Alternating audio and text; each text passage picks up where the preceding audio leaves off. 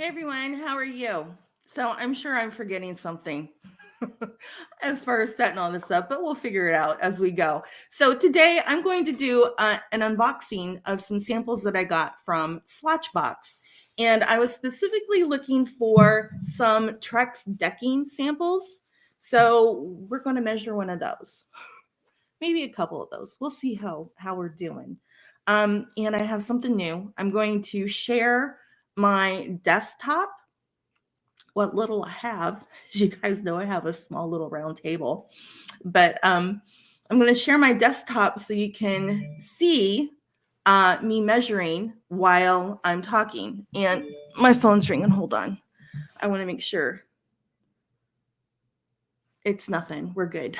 Sometimes StreamYard will send me an email on my phone if like I didn't do something. Like I said, I probably forgot to do something, so I don't know. Can you guys see my color? Which way do I go?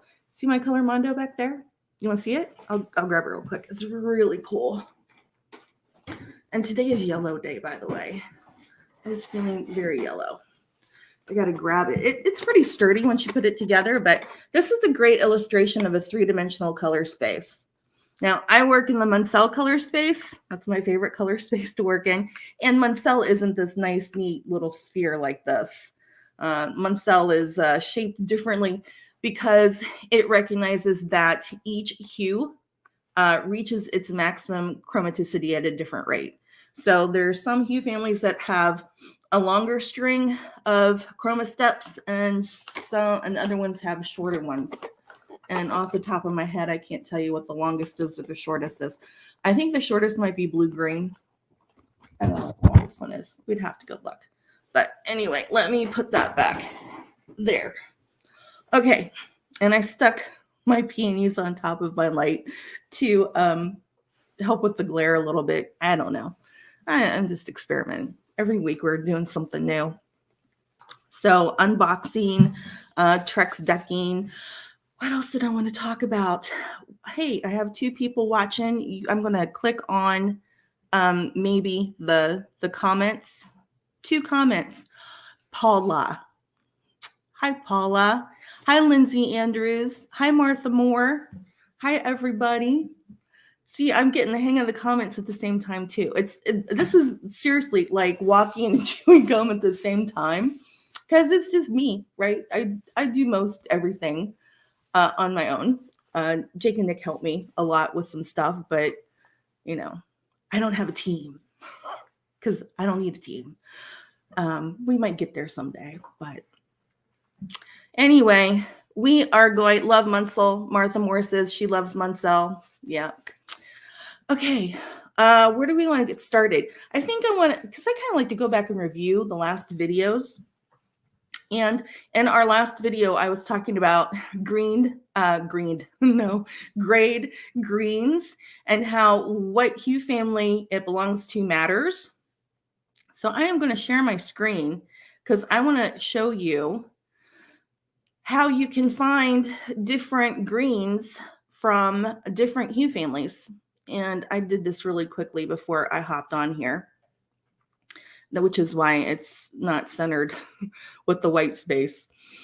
And oh, you can see my desktop too. Oh, well. See, hi, everybody. Oh, there's a tissue. Let's get rid of that. This is my iPad. If you're wondering what you're looking at, this is my microphone. And pretty soon you're going to see the Swatchbox. But right now we are talking about the green hue families. So these are all grade greens. I mean, wouldn't you agree? Right? But the hue parent for each grouping is different. This is the yellow hue family. This is the green yellow hue family. This is the green hue family proper. This is blue green. So when we're talking about color harmony, like on the color stretch, oh, I can hold it down here. Look at that. We can look. It works out. Doesn't everything always just work out?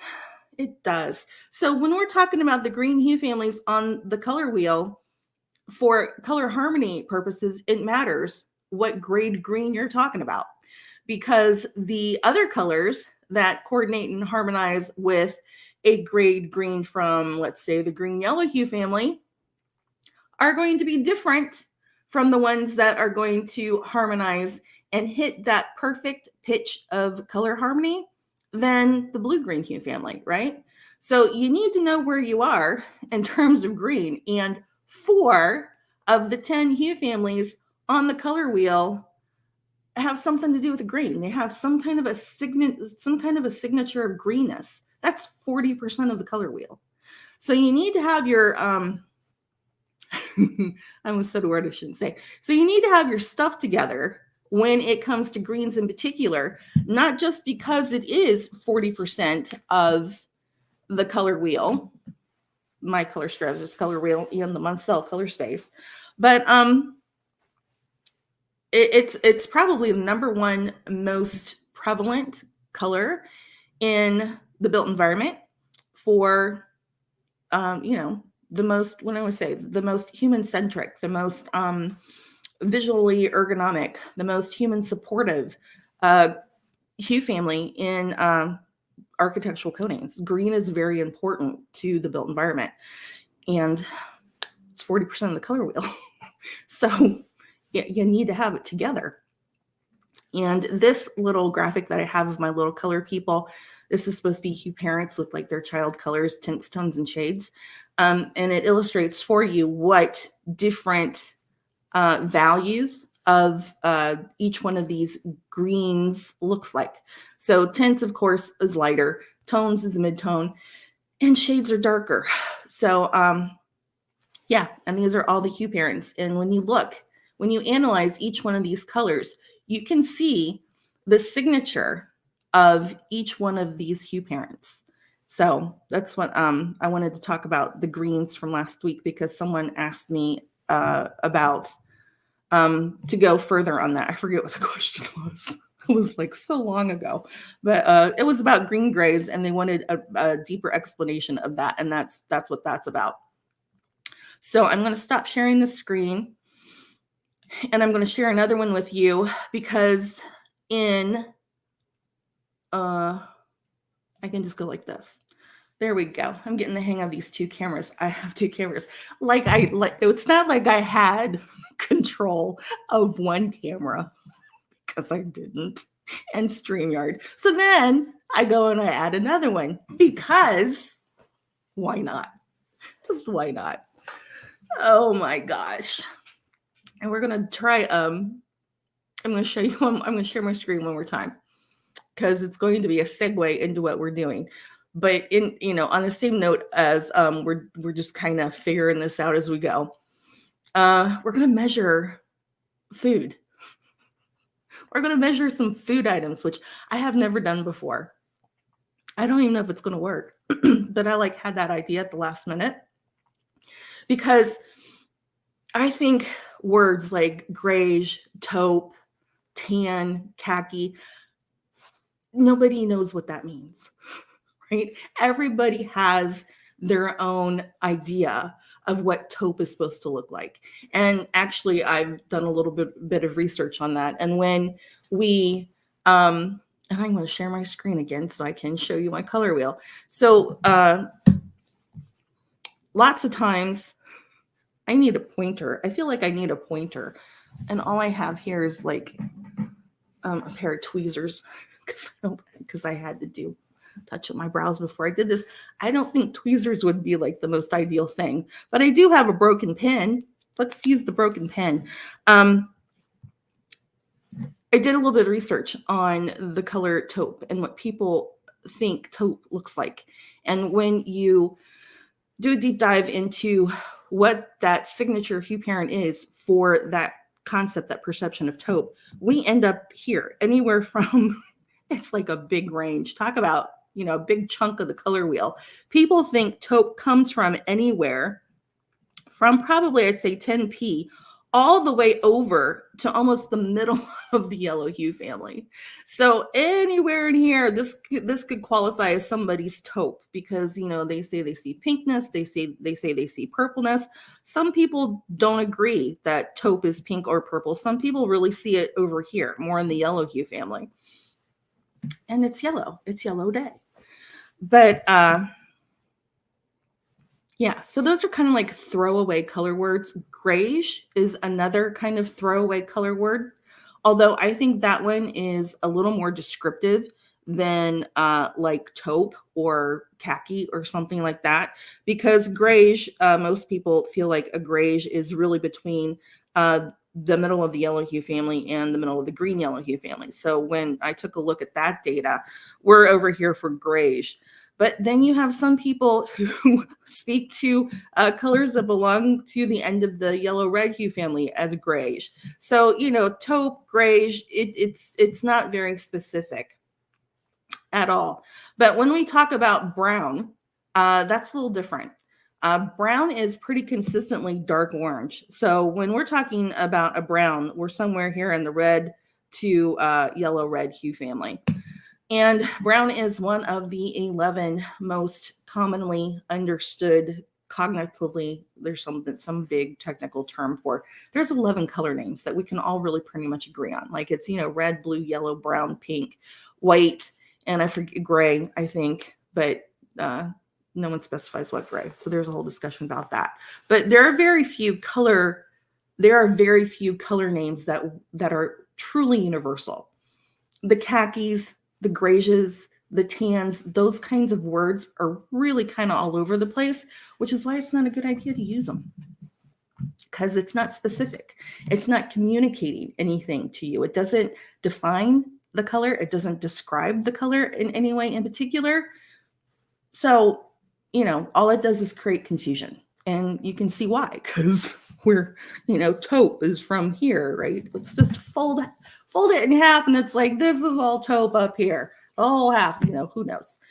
But when it comes to describing color, a really good strategy is to use food items. And so that's what we're going to do today.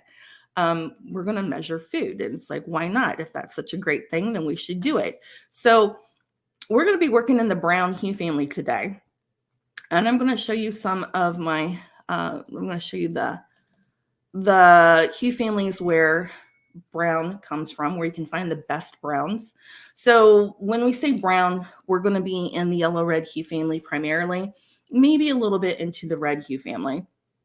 You have to be careful with browns and be aware if a color looks brown and it belongs to the yellow hue family, you want to watch. And I actually have a note here.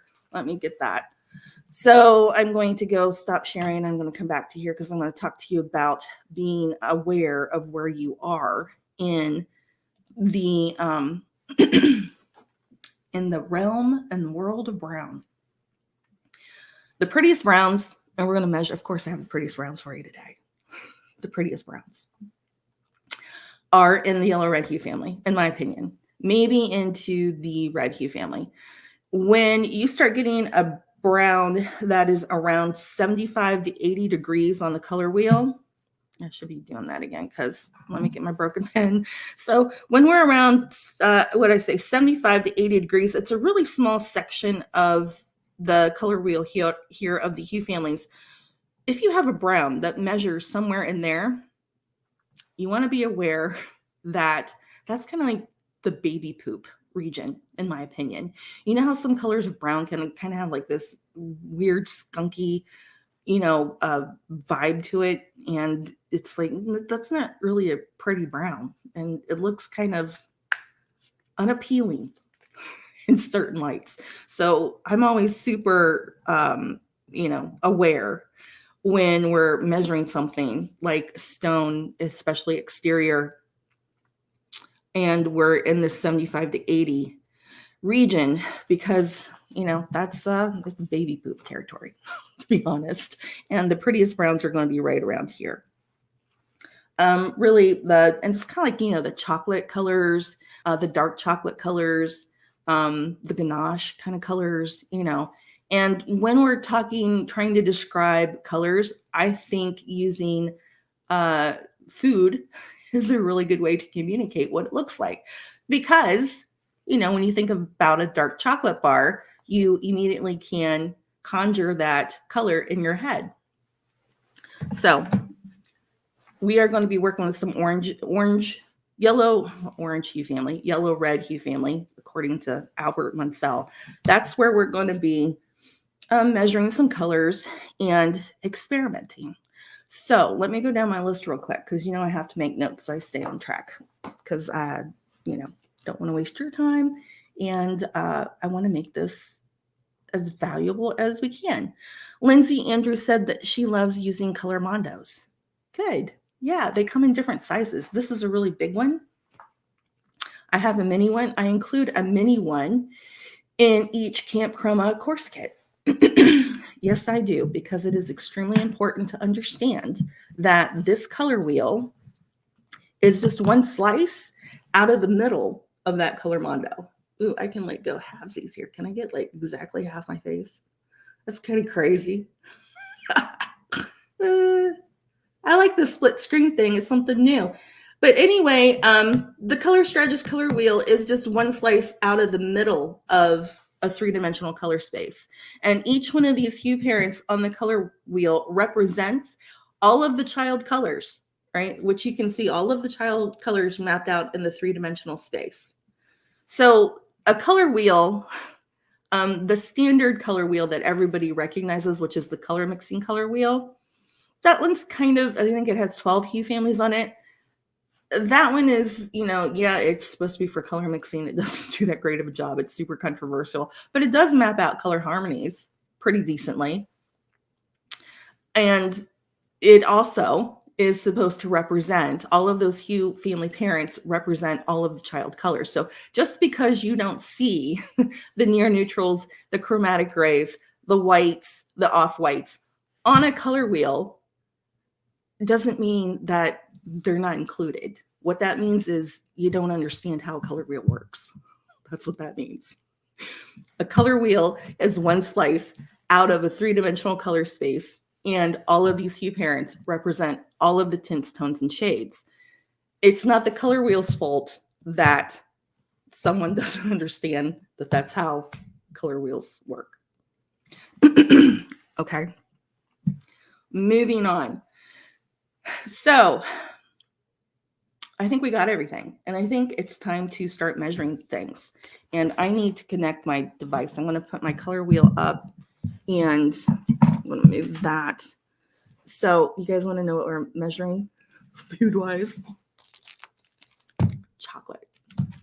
Told you we were going to be in the orange hue family neighborhood, right? So we're going to measure some chocolate bars. I have not opened these. I don't know if this is going to work. I don't know what we're going to get, but we're going to try. And I need to talk about chocolate for a minute. I stopped eating sugar quite a while ago, and I lost over 60 pounds. Not just because I stopped eating sugar, but that helped. If you go back and you look at my older videos, that is the face and the cheeks of a sugar addict. I truly am addicted to sugar. I love it. Terrible sweet tooth. I love all of the, I love desserts. So I just stopped eating it altogether. So, these here, what I'm going to do, I'm going to open them. We're going to measure them. And I'm going to have Nick come and get them and take them out to the trash can and throw them away because I can't even have them in the house. So this is how much I love you guys. This is how committed I am to measuring color for you so you can see it live. So let's get started. So I'm going to start opening these while I talk. So you might be wondering, why are we measuring chocolate? What does this have to do with it? And these are the tiniest scissors in the world. These are my eyelash scissors because, I have to trim my eyelashes sometimes because sometimes they're like too long for my eyelid. So now they're going to smell like chocolate. I think it's going to be okay. Oh, this is messy. And I'm wearing a yellow shirt. This might not have been a good plan, but here we go. That ship has sailed. We're going to go.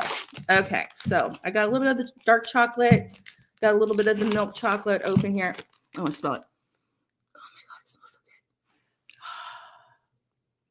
good. Oh my God. I'm okay. I'm good. I am not even a bite. I'm not going to do it. I'm okay. I'm good. Okay, so those are open. And let's talk about Swatchbox and why chocolate I want to get this in here so you can see it. See the whole thing. So this is the box. It says, hello, samples. Can I get it in here? I'm going to get it in there. See, it says, hello, samples. Yeah. And this is from Swatchbox. I'm going to show you their logo. No, I'm not. I thought it was on here. I was wrong. Okay. So if I open the box, these are all of the samples that I ordered. The tab is using your camera or microphone. Oh, that's because I hit my desktop. So I ordered all these because I was doing some stuff with some roofing tiles. We might come back to this later in another video and talk about more of this. This is like, this is, okay, hold on. We're okay. Which way do I go? I go over this way a little bit more. I'll tell you the story about all of these samples some other time, but I ordered some samples from Swatchbox. And this Trex one is the one we're going to work with today. It is called Vintage Lantern. Okay, I'm going to get the box out of the way. And I'm going to put that right there. Okay, well, that fits nicely there. Okay. All right. Okay, we're good. This is what made me think of Hershey's chocolate when I opened it. This is a sample of Trex decking.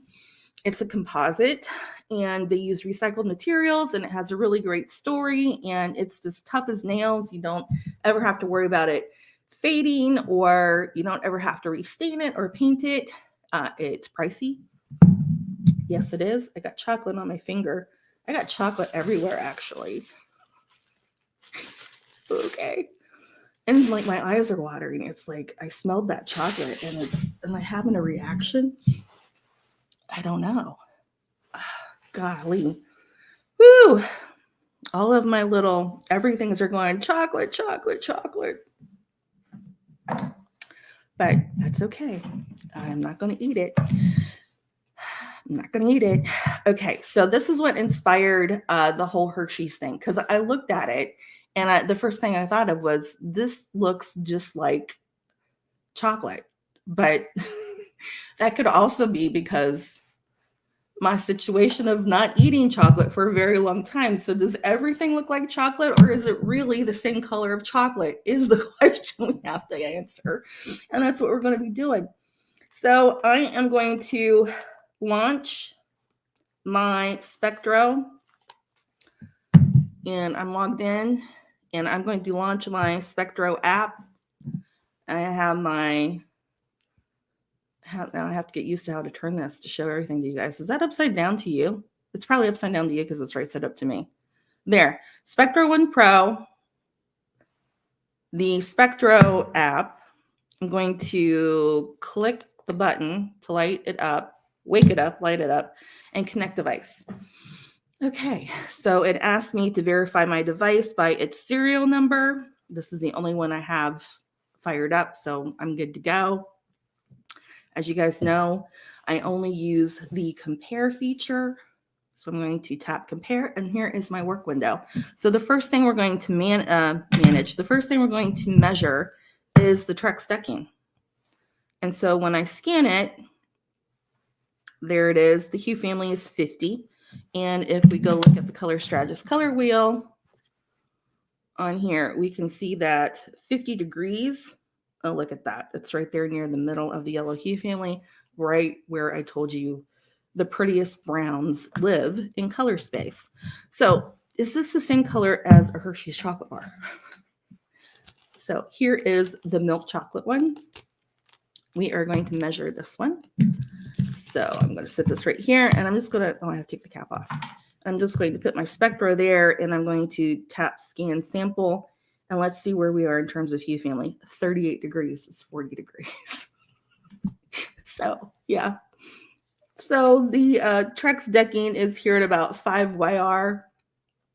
Where am I? Let me get over here for you. We're about here at 5YR, and the chocolate bar is at 40 degrees, which is a little bit closer to the end of the red hue family. So we're at 40 degrees and 50 degrees. We are definitely in the chocolate chunk of the color wheel. So that's the milk chocolate bar. One last sniff. Goodbye. Goodbye forever. Bye. Bye. It's going. It's gone. And let's look at the dark chocolate. Dark chocolate's not my favorite, so this one isn't nearly as hard. So let's do scan sample and compare it to the Trex decking and see what we get. What does it say? 15.34. I'm upside down. So 15 degrees is going to put us in the red hue family. 19, 20. Yeah, so it's at 15, 20 degrees. I'm going to make sure I'm in a good flat part of the chocolate bar. Strategies for measuring chocolate. Never thought I'd be here. But here we are. Yeah, it's like 15, 20 degrees on the color strategist color wheel, which this one now has chocolate all over it. So if we come up here, here's 0 degrees.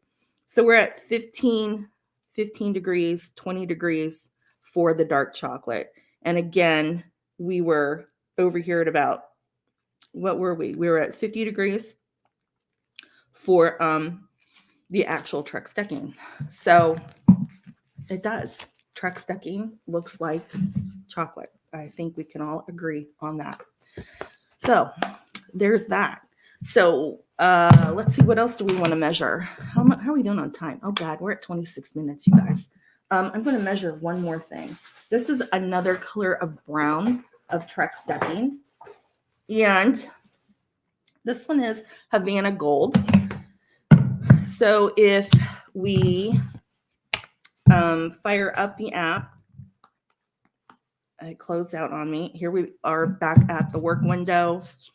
And I'm going to put my Spectro on the Trex decking, and let's scan standard this time.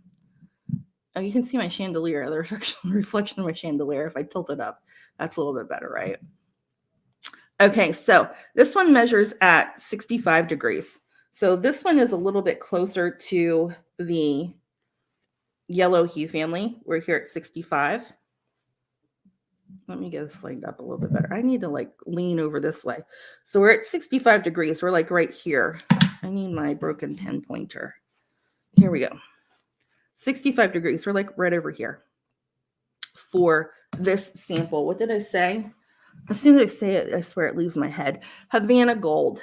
So Havana Gold is like 65 degrees. And this is still a good color of brown, right? We're not in that 75 to 80 degree range where you want to be aware, really be aware of what that color of brown looks like, especially in context to everything else that you have going on. Okay, so that's all I have for you guys today. We're coming up on 30 minutes. Thank you for hopping in here and chatting with me. I am going to stop sharing my screen, not sharing my screen, but using the other camera. That was fun, right? Using the second camera, that worked out better than I thought it would. And let's see, next time, what I'm going to talk about next time, I'm not sure. I don't have an idea yet, but I'll probably talk to you again later this week, like Friday. So if you have any ideas or anything you want me to talk about or any questions, let me know. Because, you know, I'm going to be here once or twice a week, whether you like it or not. So might as well tell me what you want me to talk about. And with that, I am going to go. And first thing I'm going to do is have Nick take that chocolate out because I can still smell it and it's pretty much everywhere. If you guys weren't there, I would probably be licking my fingers because I think there's some of it on there, but I'm better than that, right? I am. I'm really better than that. God help me. Okay, everyone. I'll talk to you next time.